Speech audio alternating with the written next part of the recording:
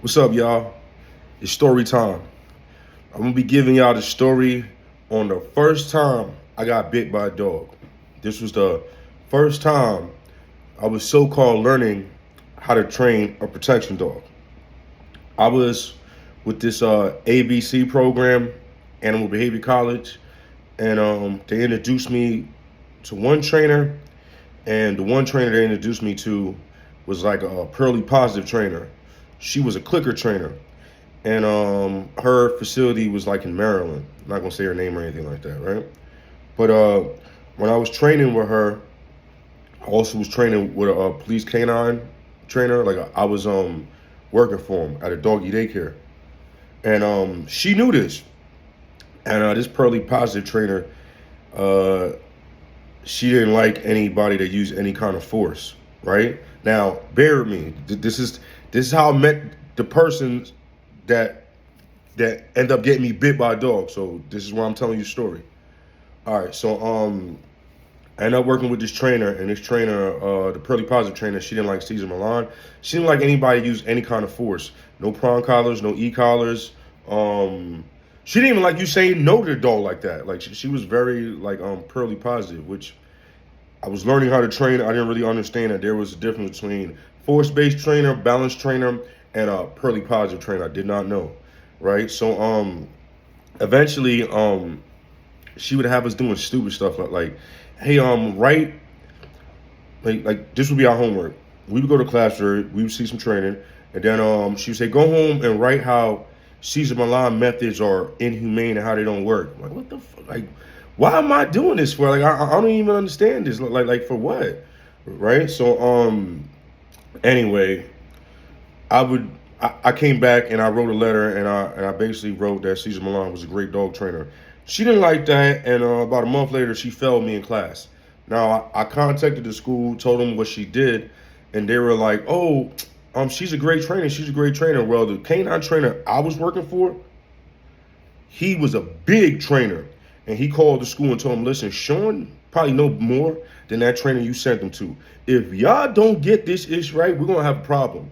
And when I say they fixed that problem like in 2 seconds, they started telling me, "Oh, she's not a good trainer. She's not a good trainer. I'm gonna hook you up with another trainer. He's a police dog trainer." Not gonna say his name. Me and him end up being real close, but he was a funny guy. But we end up being real close. So anyway, I end up training with this canine officer in Cecil County, and he asked me the first day. He was like, "Hey, are you good?" I was like, "Yeah, I'm good." He was like, "Okay." We were at the shelter. He was like, he waited till you see like the worst dog like barking at the cage. He was like, "Go in there and get that dog out and bring it out for me." All right, this is what I do. So I go in the kennel. I don't know this dog. Dog's barking at me, growling at me. I slip a slip leash over it. I bring it outside. He's like, "All right, make that dog sit." I made the dog sit. "All right, make that dog down." I made that dog down. And I don't know this dog from a can of paint, and he didn't give me no treats. That was not a good thing. But anyway, he passed me with flying colors, said this dude's amazing. I don't know what this lady's talking about. Right? So me and him kept the connection. I didn't know anything about protection dogs yet.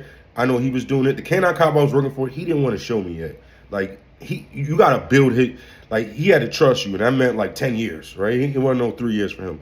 But anyway, so the other guy that passed me to the class, he was like, "Hey, listen, if you want to learn some protection work, I got you." And this guy was a businessman. He was a, what can I say? How can I use this? He was a finesser, but he's a good guy, but he finessed stuff. So basically he's like, yeah, I'll teach you.